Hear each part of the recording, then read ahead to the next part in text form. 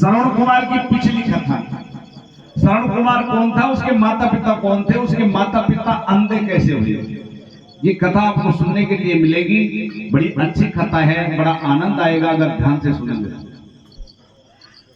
एक समय की बात है कि एक छोटा सा तालाब था। उस तालाब के अंदर पानी बहुत कम था, कीचड़ अधिक था, और उस कीचड़ के अंदर एक कछुआ राम राम रट रहा था। लेकिन वो मन में विचार कर रहा था कि अगर ये कछुआ बाहर निकलेगा, राम राम रट रहा था, लेकिन उसको खाने के लिए आसमान में एक चील मंडरा रही थी। वो चील विचार कर रही थी कि कब तो ये कछुआ बाहर निकले, कब मैं इसका भोजन करूं।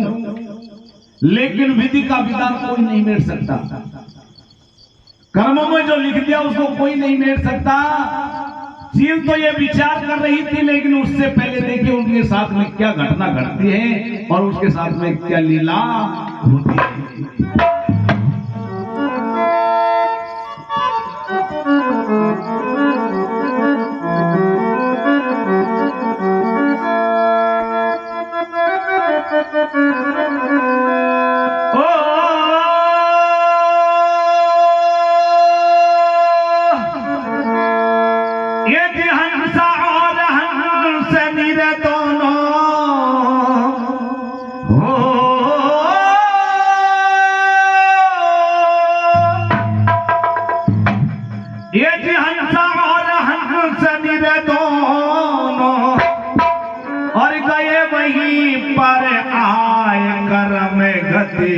जाने न काब की जाए कर में गति, जाने न काब की जाए गति, जाने न काब की जाए कर में गति, जाने न काब की जाए, जाने न काब की जाए। ओ हमसा और हमस मीर दोनों हो,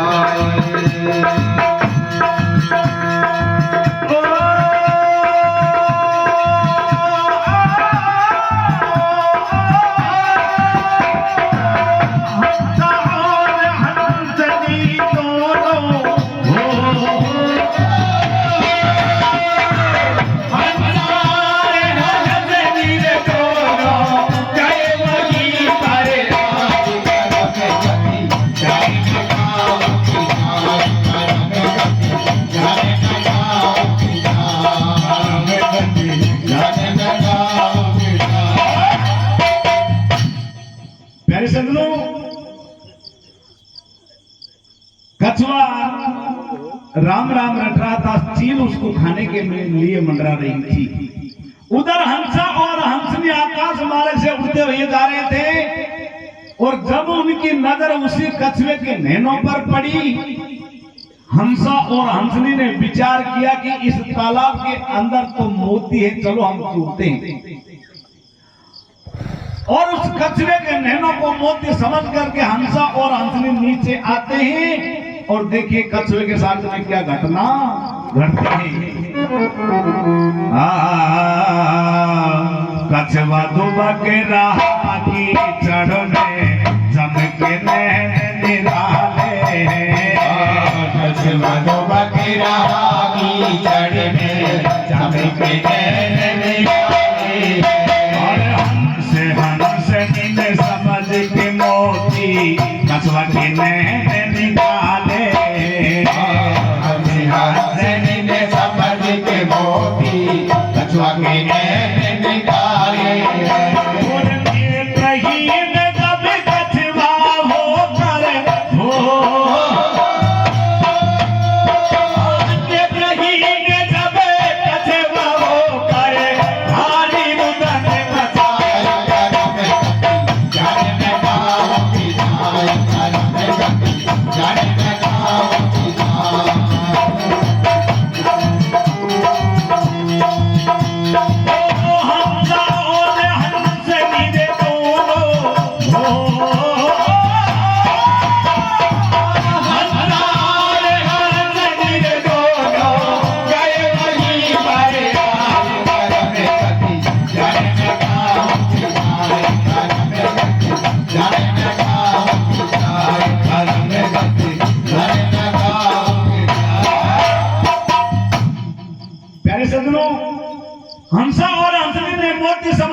कछुए के दोनों नैन निकाल लिए और जब नेत्रहीन कछुआ हो जाता है तो रोने लग जाता है, रे भगवान, हे विधाता, आज तूने ये क्या कर दिया हमारे साथ? अरे अब तो मैं अंधा भी हो गया, मुझे दिखाई भी नहीं देता, ये क्या लीला है आपकी? मुझे तो पहले ही खाने के लिए मंडरा रही थी और ऊपर से ये आफत कहां से आ गई? अब कछुआ रोता है और रोता हुआ हंसा और हंसने से क्या कहता है? कछुआ कहने लगा हंसा से तुमने जुलम गुजारो है। कछुआ कहने लगा हंसा से तुमने जुलम गुजारो है। पर मुंह में चील पापनी बचे न प्राण हमारो है।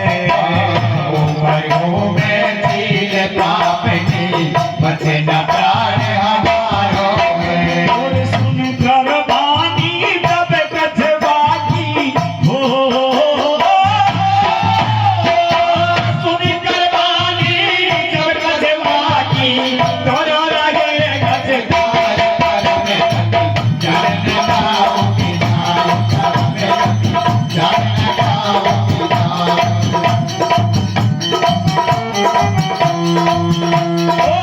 हंसा और हंस मेरे दोनों, हंसा और हंस मेरे दोनों गए वहीं पर आए कर में जाने पाऊंगी कर में जाने पाऊंगी कर में जाने पाऊंगी। कछुआ कहने लगा, रे आपने मेरे साथ में ये क्या जुल्म कर दिया? मुझे तो दिखाई भी नहीं देता, मैं मेरे प्राणों की रक्षा कैसे करूंगा? और रोने लग जाता है। इतनी बात सुनकर के हंसा और हंसनी दोनों पछताते हैं, वास्तव में हमने तो बहुत गजब कर दिया।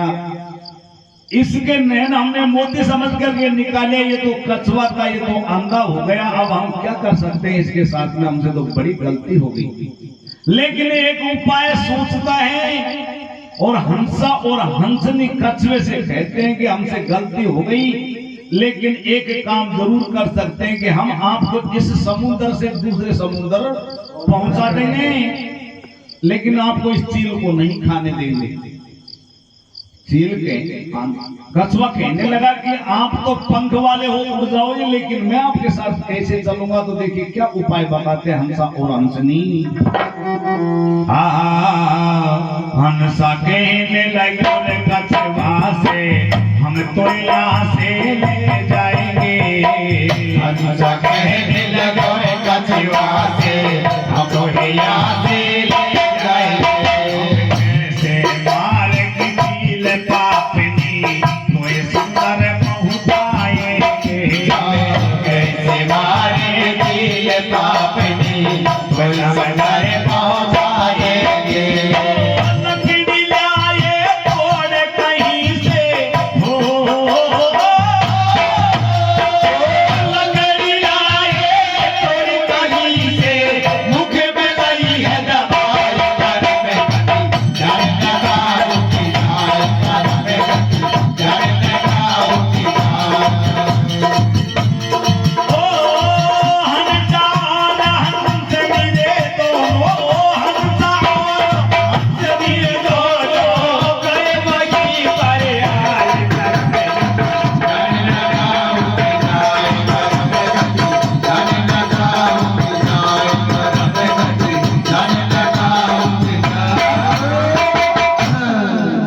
हंसा और हंसनी कहने लगे कि हम आपको दूसरे समुद्र पहुंचा देंगे। प्यारे सज्जनों, एक लकड़ी तोड़ करके लाते हैं, एक तरफ से हंसा पकड़ लेता है, एक तरफ से हंसनी पकड़ लेती है और बीच में कछुआ को पकड़ा देते हैं कि अपने मुंह से इस लकड़ी को मजबूत पकड़ लेना, हम आपको दूसरे समुद्र पहुंचा देंगे। ये बात चील के पीठ बैठ गई। हाँ, इसके ये हो सकता है इनके साथ में मैं दूसरे समुद्र पहुंच जाऊंगी। बड़ी खुश होती है, कोई बात नहीं, लेकिन कछुआ बड़ा खुश होता है कि कोई बात नहीं, मुझे दूसरे समुद्र तो पहुंच जाऊंगा, क्योंकि इसमें तो कुछ दिन में पानी भी सूख जाएगा। प्यारे सज्जनों, संयोग की बात, ये कर्मों का लेख कोई नहीं मिट सकता। जब उसको हंसा और हंसनी लकड़ी से पकड़ करके जब आकाश में उड़ते हैं तो वो चील उनका बार बार झपटा देती है और कहती है, हंसा अरे मेरे भोजन को लेकर के कहां जा रहे हो? ये तो मेरा भोजन है। लेकिन हंसा और हंसनी के तो मुंह में लकड़ी पकड़ रखी थी, कोई नहीं बोलता है, उड़ते चले जा रहे हैं।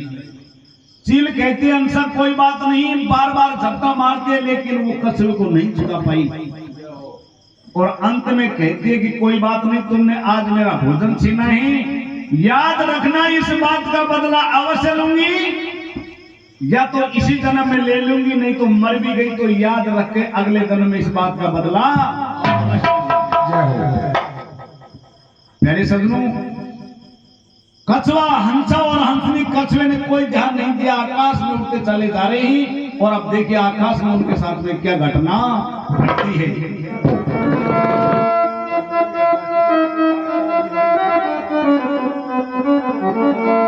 और ये कछुआ को कैसे आज तो ये कछुआ को रे लेकर उड़े रे कोई दोनों, अरे भैया कोई दोनों अपने साथ।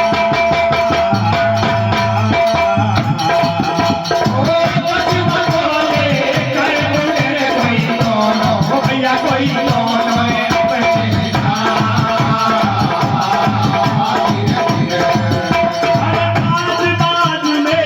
आज बाजू में क्या किया रे कोई झपटे, भैया कोई झपटे एकदम।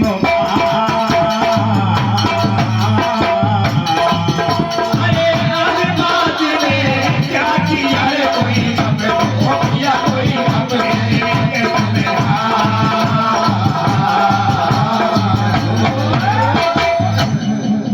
बार बार झपटे मारते हैं, नहीं मानते हैं, लेकिन वो नहीं सुनते हैं। क्या होता है देखिए, घनघोर जंगल में पहुंचते हैं तो अरे वो नहार की बात कही ना, कैसे और जात ना सोची मन में, अरे उठे धुआं घनघोर अगाड़ी मन में। आग लगी मन में, समझ ले, आग लगी मन में, उठे धुआं घनघोर अगाड़ी, आग लगी मन में, आग लगी मन में रे अगाड़ी, आग लगी मन में, उठे धुआं घनघोर अगाड़ी, आग लगी मन में, आग लगी मन में, समझ ले, आग लगी मन में, उठे धुआं घनघोर अगाड़ी, आग लगी मन में। प्यारे सज्जनों, हंसा और हंसनी आकाश मार्ग से जंगल की ओर उड़ते हुए ले जा रहे हैं कछुए को। इतनी ऊंचाई पर चल रहे हैं, लेकिन आगे जब घनघोर जंगल में पहुंचते हैं, बहुत तेज आग लग रही थी उस जंगल में और उसकी लपट आसमान को छू रही थी। और उसी रास्ते से हंसा और हंसनी कछुए को लेकर के जा रहे थे। जब उसकी लपट उस कछुए को लगती है, क्योंकि कछुए का जो नीचे का पैंदा, जो नीचे का हिस्सा होता है, बहुत मुलायम होता है, और जब उसको वो आंच लगती है, और जो ही वो आंच लगती है तो देखिए उसके साथ में क्या घटना घटती है। और लपट अग्नि गिरे लहरानी, लपट अग्नि गिरे लहरा, वो लपट अग्नि गिरे लहरानी, लपट अग्नि गिरे लहरानी, वो लपट अग्नि गिरे लहरानी। और कछुआ व्याकुल भयो कहे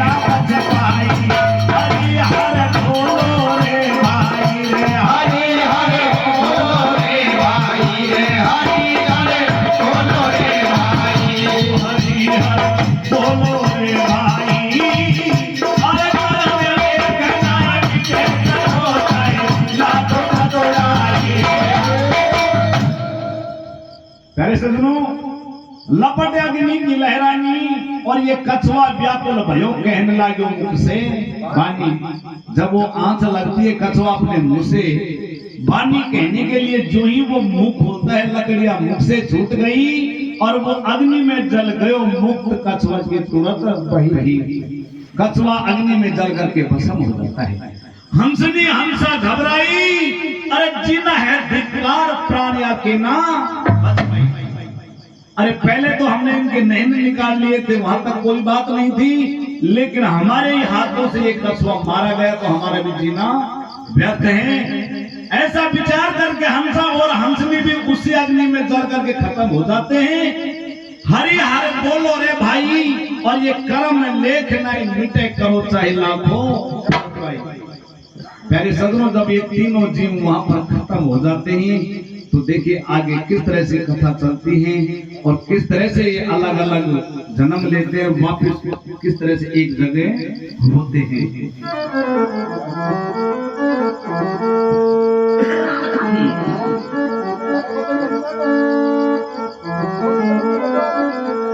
ये हंसा और हंसनी में तीने प्राण गवाए, ये बधिक शिकारी बाण से पंचो चील इधर मर।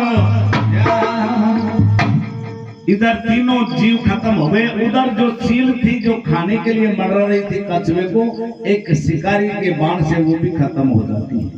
अब ये चारों जीव खत्म हो जाते हैं। देखिए कहां कहां जन्म लेते हैं। यहाँ पर कुछ ध्यान से सुनने की बात है। वैसे तो आप बड़े बड़े ज्ञानी लोग बैठे हैं, मैं तो आपके आगे भी बच्चा हूँ और आप ही से ये सारी शिक्षा पाई है। मेरे से कहीं भी गलती हो जाए तो माफी चाहता हूँ। पहले सदनों क्या होता है, कहां कहां जन्म लेते हैं। ये हंसा भयो मधुबंश में, हंसा भयो मधुबंश में अयोध्या नगर बसा। और ये चंद्रकला रघु की सुता, वो बनी हंसनी। प्यारे सदनों, जो हंसा था वो उदालक ऋषि के नाम से जाकर के जन्म ले लेता है मधुवंश में। और सूर्य वंश में जो रघुराजा की बेटी के रूप में अयोध्या के अंदर रघुराजा के बेटी के रूप में चंद्रकला के नाम से वो हंसनी जाकर के जन्म ले लेती है। कथा बहुत लंबी है लेकिन आपको स्रोत में थोड़ा जल्दी सुना रहा हूं। पहले सजनों, इधर कन्या दिन दुगना रात चौगुना बड़ी हो जाती है और सखियों के साथ में रोज गंगा स्नान करने के लिए जाती है। इधर उदालक उसके वही पिछला जन्म पूरा याद था और आप जैसे बुजुर्ग लोगों ने बताया है कि हंसा और हंसने का जोड़ा कभी नहीं बिछुड़ता है। वो हंसा जो उदालक ऋषि के नाम से था वो विचार कर रहा था कि मेरी हंसनी यानी कि मेरी चंद्रकला मुझे वापस कैसे मिले। उसके पास में कोई उपाय नहीं था, लेकिन देखिए उसने किस तरह से उपाय किया, किस तरह से वापस उस चंद्रकला को पाया। आप सुनेंगे कि इस जगती जिकड़ी के माध्यम से।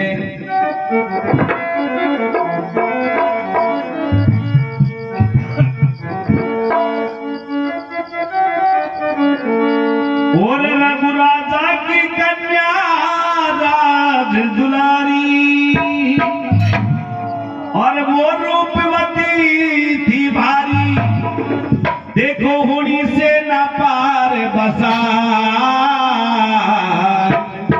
वो करमन की रेखा न्यारी जो लिख दिया लेख लिलाड़ी, वो या को मेट सके नहीं कोई चाहे लाखों करोड़ पाए। रघुराजा की कन्या राज दुलारी वो रूपवती थी भारी, देखो होड़ी से ना पार बसा।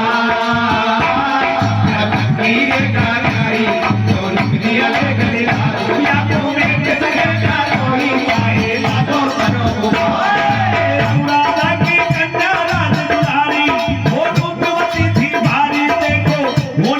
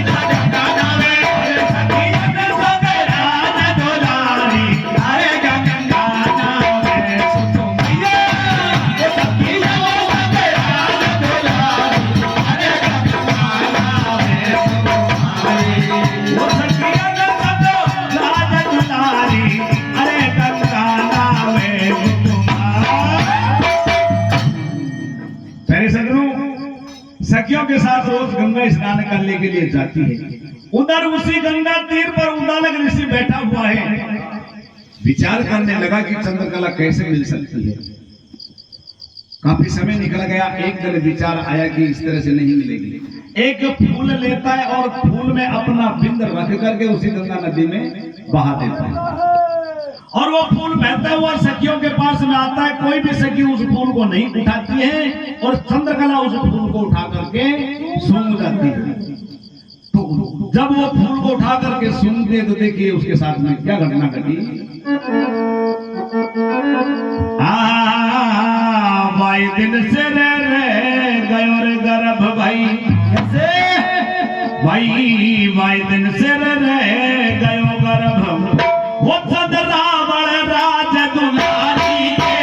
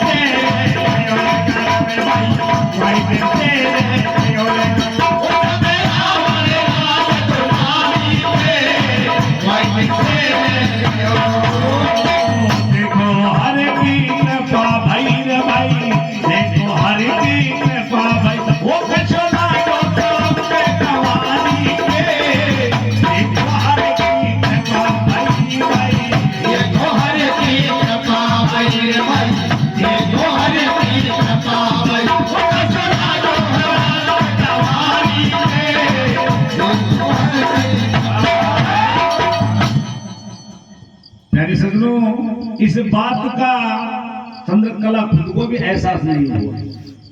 सखियों के साथ में घर चली जाती है और बताते हैं कि चंद्रकला रोज बागों में रहती थी, बागों में फूलों से तुलती थी।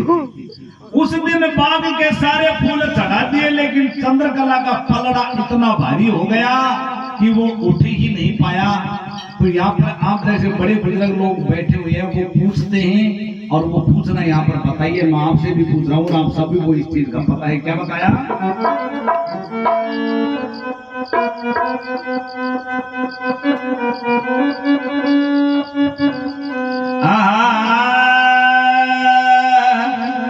अरे बनो रे बनायो रे महल जो मैं लाग रियो तालो कैसे बनो रे बनायो रे महल जो मैं लाग रियो तालो रे के पहला हो पहला पहला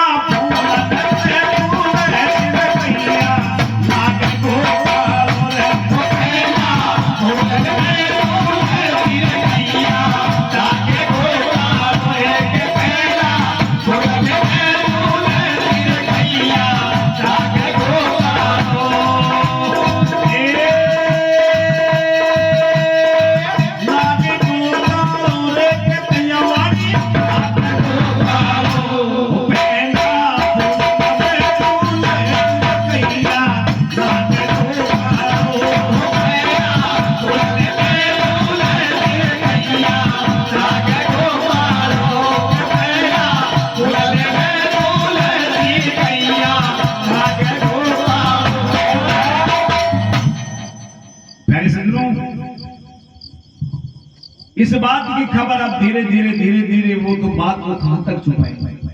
आखिरकार ये बात की खबर राजा तक पहुंच जाती है। राजा ने विचार किया, रे मेरे राज में फूकों से अभी तक ऐसा कोई दाग नहीं लगा था, लेकिन मेरी बेटी ने मेरे राज्य में दाग लगा दिया। मैं इस बेटी को मेरे राज्य में नहीं रखूंगा। और अपनी बेटी को देश निकाल दे देता और कहता है कि जहां तक मेरी सीमा है, मेरी सीमा से बाहर चली जा। प्यारे सदगुरु, जब वो सीमा से बाहर चली जाती है तो बताते हैं कि 9 महीने के बाद में उसके एक पुत्र जन्म लेता है, जिसका नाम नासकेत जी बताते हैं। जब नासकेत जी का जन्म हो जाता है तो चंद्रकला ने विचार किया, रे अगर ये पुत्र जीवित रहेगा तो दुनिया वैसे ही ठोला दे दे करके मार देगी। हो ना हो इसको मैं इस गंगा नदी को समर्पित कर दूं तो ये गंगा नदी जाने, ये पुत्र जाने। मेरे सजनों, वो पुत्र को एक बक्से में बंद करके बहा देते हैं और वो पुत्र जब गंगा नदी में बहता हुआ जाता है तो उदालक उत्तर की तरफ बैठे हैं और गंगा जी दक्षिण की तरफ बह रही है। तो कई बार कहते थे आप जैसे बड़े लोग कि क्यों उल्टी गंगा बहा रहा है। उस जगह ये गंगा को उल्टी बहना पड़ा था क्योंकि उदालक ऋषि उत्तर की तरफ बैठे थे और बक्सा बहता हुआ दक्षिण की तरफ जा रहा था, इसलिए वापस गंगा को उल्टी बहना पड़ा और वो बक्सा कहां पहुंच गया, वापस उदालक ऋषि के पास। और जब उदालक उस बक्से को निकालता है तब केवल से देखता है कि तो मेरा ही पुत्र है और उसको बाहर निकाल के पालन पोषण करके बड़ा कर देता है, सारी विद्या में निपुण कर देता है, सारी शिक्षा उसको दे देता है। समय गुजरता गया, चंद्रकला रोती भटकती बिलकती उसी उदालक ऋषि के पास आ जाती है और सारी घटना चंद्रकला को उदालक बता देता है कि पिछले जन्म में तू हंसनी थी, मैं हंसा था, इसलिए मैंने ये काम किया है तुमको पाने के लिए। चंद्रकला कहने लगी रे इस तरह से पाने की जरूरत क्या थी, अगर तुमको मुझे पाना था तो मेरे बाप से कह करके फेरा पड़वा करके रखता तो हम खूब रहते, लेकिन इस तरह से मैं कैसे रह सकती हूँ। अभी भी अगर आप मेरे बाप से कह करके मेरा फेरा पड़वा दे तो मैं रह सकती हूँ, वरना आपके साथ नहीं रहूंगी। प्यारे सज्जनों, उदालक उसको मना कर देता है, लेकिन एक पाती लिखते हैं अपने बाप के लिए वो बेटी, और उस पाती में क्या लिखती है,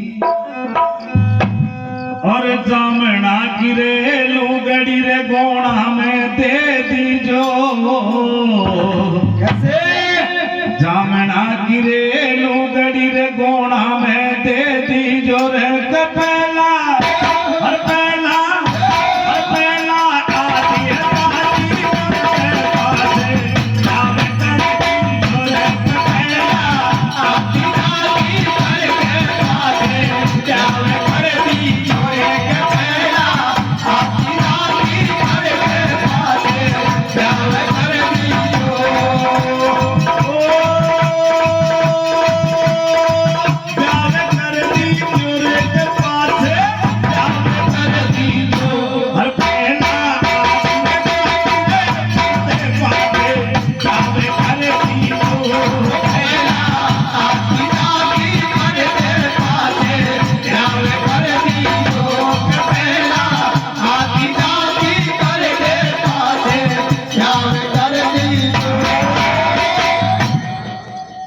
कई बार पूछ लेते हैं, बताते हैं ये जो फाड़ी थी इसका अर्थ यहाँ पर था कि चंद्रकला ने अपने बाप से ये बात कही थी।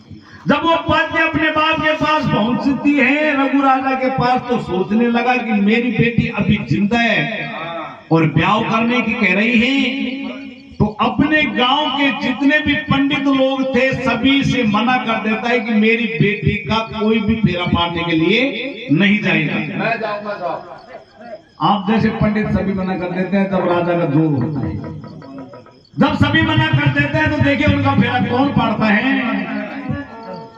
आप कवारो बाप कवारो, कैसे भाई आप कवारो बाप कवारो और कवारी रमे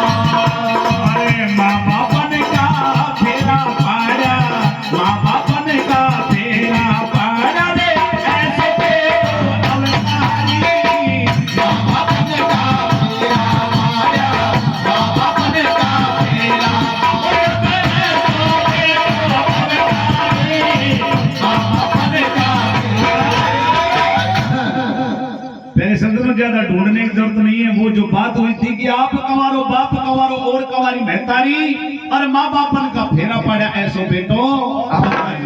नासकेत जी ने उदालक और चंद्रकला का फेरा यहाँ पर पाड़े थे। जब दोनों का फेरा पड़ जाते हैं, दोनों के घरवासा हो जाते हैं, लेकिन संयोग की बात, कर्मों का लेख कोई नहीं मिल सकता। एक समय दिन का समय था और नासकेत जी अपने माता पिताओं की जब ये पूरी कहानी सुनता है और जब अपनी आंखों से देखता है तो देखिए उनको क्या श्राप देता है, क्या होता है। और बोलो नासकेत अब तारी रे, बोलो नासकेत अब हर बोलो नासकेत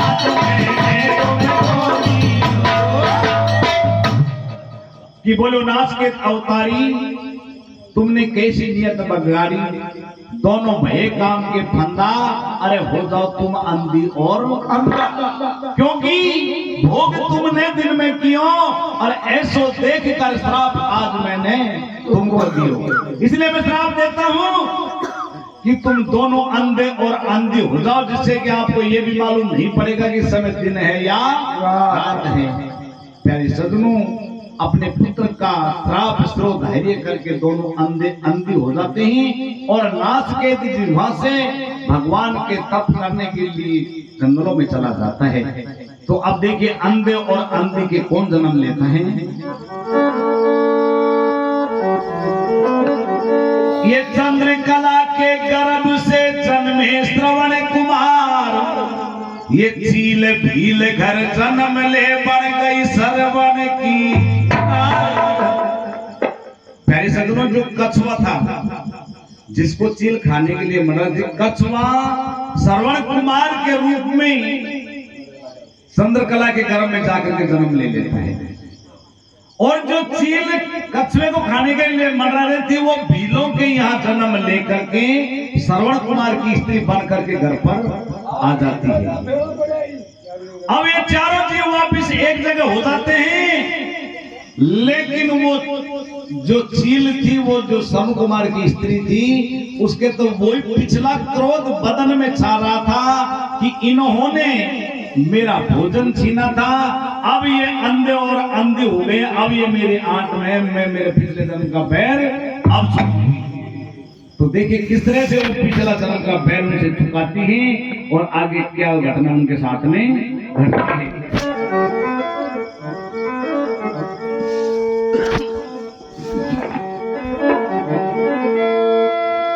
और कहे सरवण की नारे सुनो भरतार बनी गोरे चाहिए,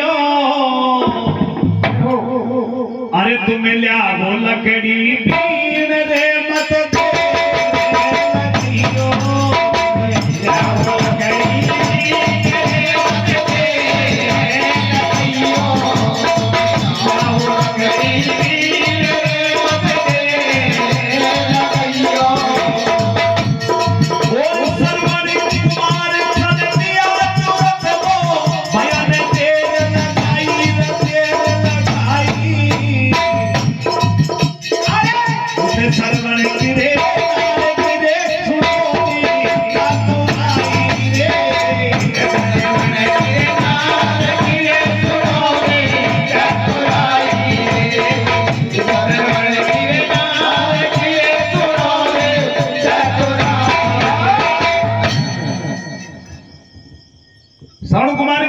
कहने लगी कि पतिदेव, हमारे माता पिता अंधे हैं, इनको कुछ दिखाई नहीं देता है, इसलिए आप जंगल जाइए, लकड़ियां लेकर के आइए, मैं इनके लिए भोजन की व्यवस्था करती हूँ।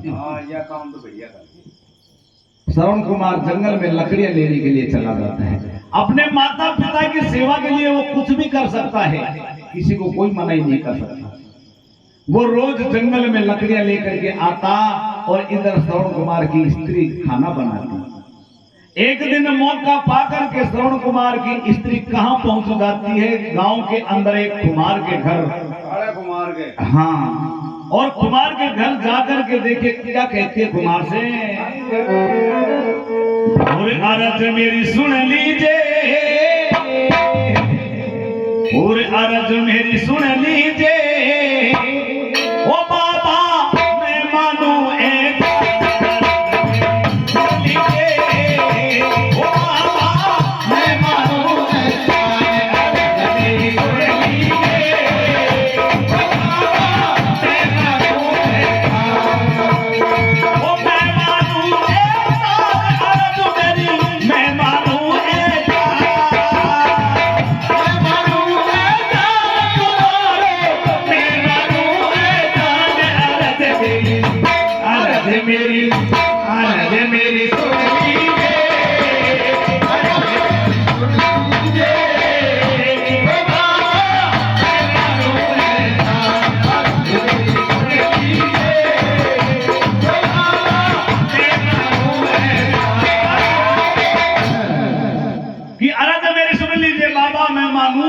ऐसा कुमार से कहते हैं, बाबा एक आरत है थोड़ी सी, अगर आप सुन लो तो मैं आपका ऐसा नहीं बोलूंगी। आपको जल्दी बताओ भाई। कि बाबा मैं बताती हूँ, ध्यान से सुनो। सुनाओ। क्या कहती हैं, और एक हांडी दो पेट बढ़ा दे, एक हांडी दो पेट बढ़ा दे, अरे एक हांडी दो पेट बढ़ाए दे,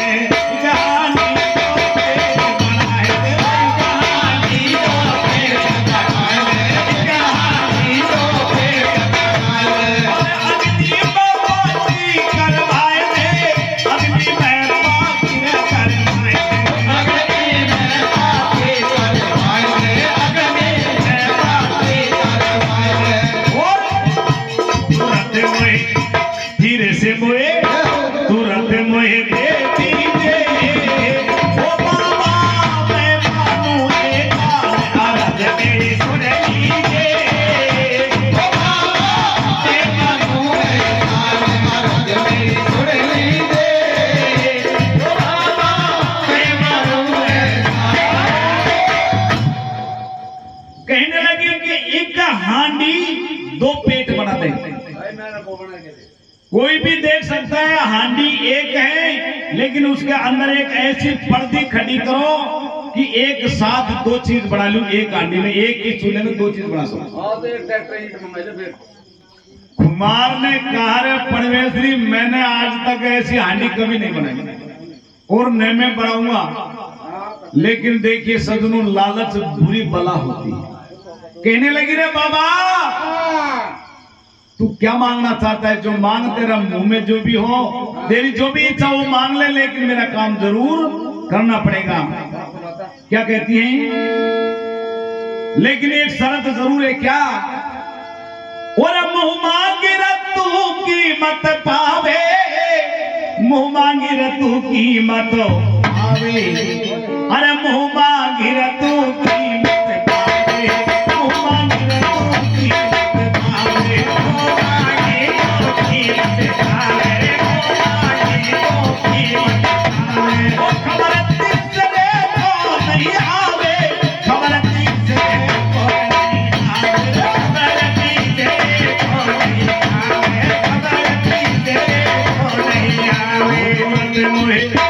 धीरे से मोए तुरंत मोहे दे दीजिए, ओ बाबा मैं मानू ऐसा सुन लीजिए, ओ बाबा मैं मानू ऐसा सुन लीजिए, ओ बाबा मैं मानू ऐसा।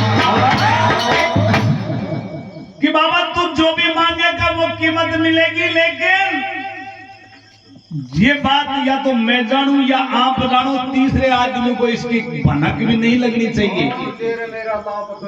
हाँ, अब वो जो कीमत मांगी वो कीमत चुका दिया, कुमार बाबा ने वैसा का वैसा मटका तैयार कर दिया और मटके को लेकर के घर पर आती है और एक चूल्हे पे एक साथ दो चीज क्या क्या बना रही है एक मटके में, और एक में खट्टा महर बनाती, एक में खीर बनाती है। खट्टा महरी कहते हैं अपनी भाषा में राबड़ी को। और एक में खट्टा महर बनाती रे, एक में खीर बनाती है। कैसे? अरे ये सास ससुर को देत महर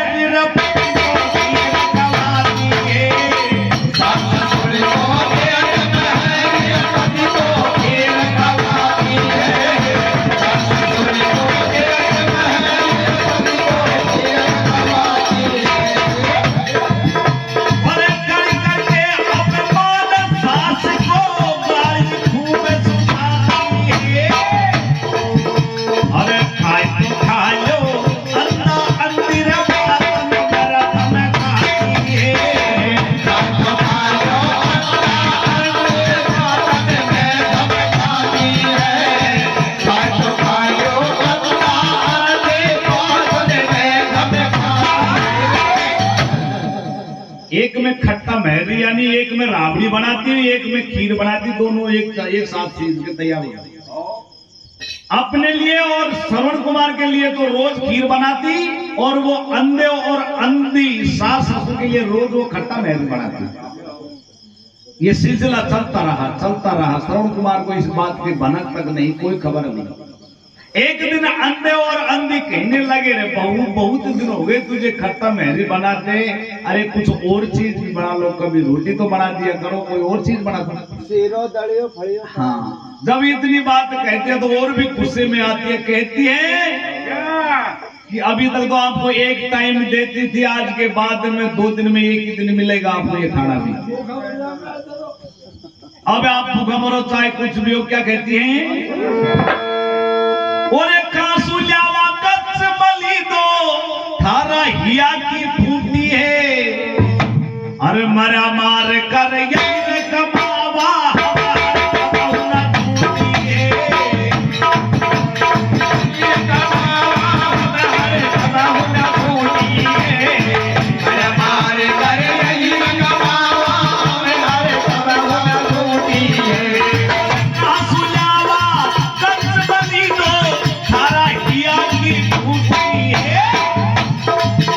और मया मार के हमारे कपड़ा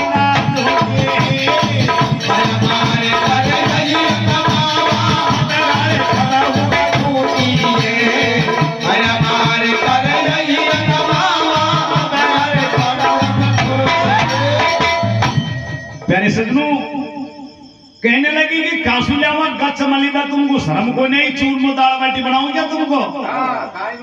काई कौन लेनो देनो, ये खट्टा महरी है या भी 3 दिन में मिलेगी, 4 दिन में मिलेगी, जब कमा लाऊंगा तभी मिलेगी, नहीं भूखा बैठे रहो, नहीं ज्यादा ही तुम खाबा का शौकीन हो तो जाओ कमाओ कहीं जाकर के, पता लग जाएगा तुमको। अंधा अंधी ने सोचा रहे ये तो ज्योति है, कोई बात नहीं। पहले सदनों थाली तो दूर रोज ठीकरों में खिलाती है वो अंधे अंधियों को, और वो ठीकरे उसी जगह रख देती, कभी धोए नहीं, उनमें जानवर भी पड़ जाते थे, चींटियां घूमती थी, लेकिन वो अंधे अंधे वो कुछ दिखाई नहीं देता था, वो जैसे भी गाड़ देती थी वो खा लेते थे बेचारे। लेकिन कभी इसकी शिकायत अपने पुत्र श्रवण कुमार को नहीं बताई कि हमारे साथ में ये सलूक हो रहा है। लेकिन प्यारे सज्जनों, ये ढोल कब तक चलेगा? आखिरकार वो समय तो आता ही है जब इसकी बात की पोल खुलती है। एक दिन संयोग की बात, श्रवण कुमार जंगल से लकड़ियां लेकर के कुछ जल्दी आ गया। उस समय श्रवण कुमार की स्त्री खाना बना रही थी, खाना भी तैयार सा था, लेकिन विचार करने लगी कि आज तो पतिदेव जल्दी आ गए, हो सकता है शायद मैं लेट हो गई। लेकिन पतिदेव जब तक हाथ पैर धो करके आएंगे तब तक मैं उनको खाना दे करके आ जाऊंगा। उस दिन उन्होंने थाली परोस दी 3, दो में खट्टा मेहरी डाल लेते हैं, एक में खीर डाल लेते हैं। सोचने लगी कि मेरे पति आएंगे तो मैं उनकी खीर की थाली को दे दूंगी कि आप तो भोजन करो, मैं मेरे माता पिताओं को भोजन करा के आ जाती हूँ। और जब वो जो ही थाली परोस करके और थाली उठा करके जाने लगी तो श्रवण कुमार कहने लगा कि ठहर जा, अरे बहुत दिन हो गए तुझे मेरे माता पिताओं की सेवा करते हुए, आज बड़ी मुश्किल से मुझे मौका मिला है, मैं मेरे हाथों से मेरे माता पिताओं को खाना खिलाऊंगा। श्रवण कुमार बड़ा खुश होता है कि आज मैं मेरे हाथों से मेरे माता पिताओं को खिलाऊंगा। खुश होता हुआ थाली उठा लेता है। अब देखो खीर की और खट्टा मेहंदी की एक जैसा कलर है, राबड़ी का और खीर का एक जैसा कलर है, पहचानना मुश्किल है। संयोग की बात, श्रवण कुमार एक खीर की और एक खट्टा मेहंदी की थाली उठा लेता है और देखिए आगे किस तरह से इस बात की पोल खुलती है।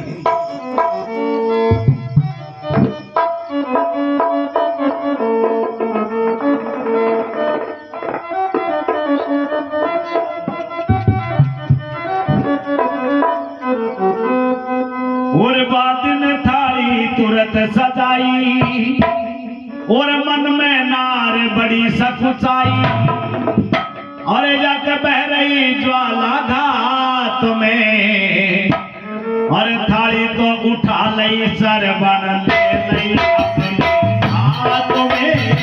बाबे थाली तुरंत सजाई, मन में नार बड़ी सकुचाई, तेरे ज्वाला घाट में, थाली तो उठा लई सरबन ले लई अपने हाथ में। ले लई अपने हाथ में सरबन, ले लई अपने हाथ में, ले लई अपने हाथ में सरबन, ले लई अपने हाथ में। ले लई अपने हाथ में, थाली तो उठा लई सरबन, ले लई अपने हाथ में। आगे में थाली तुरंत सजाई, मन में नार बड़ी सकुचाई, मेरे ज्वाला घाट में, थाली तो उठा लई सरबन, ले लई अपने हाथ में। थाली तो उठा लई सरबन, ले लई अपने।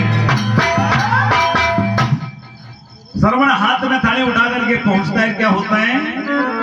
और थाली लेकर हाथ में श्रवण माता पिता के आए।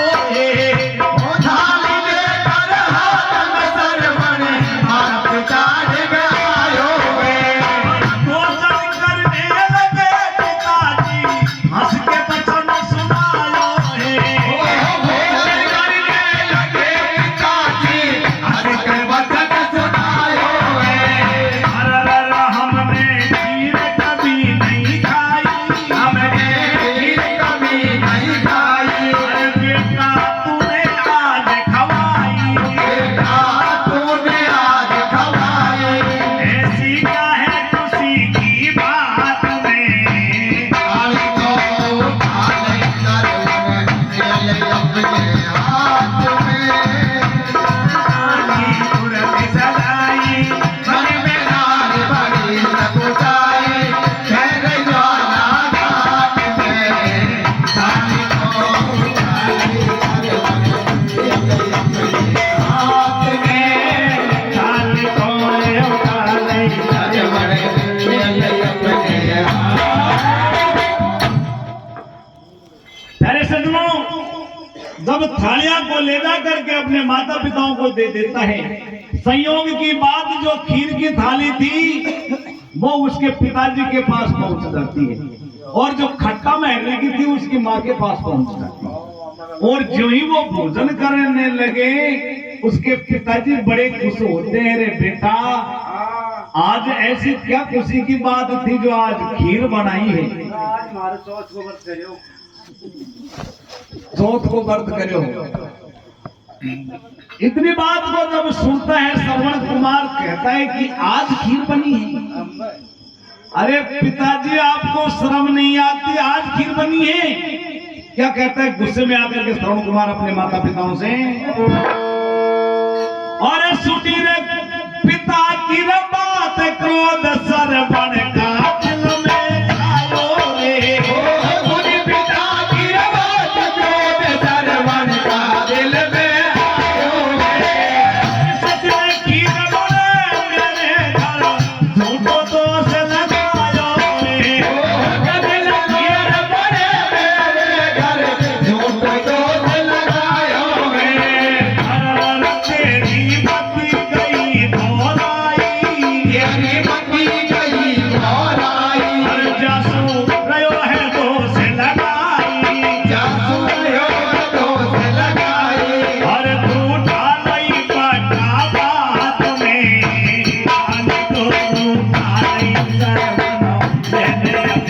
हाथ में नारिन थाली व्रत सजाए मन में नार बड़ी सकुचाए पैर ज्वाला घाट में थाली को उठाए घर बड़े हाथ में थाली को उठाए घर बड़े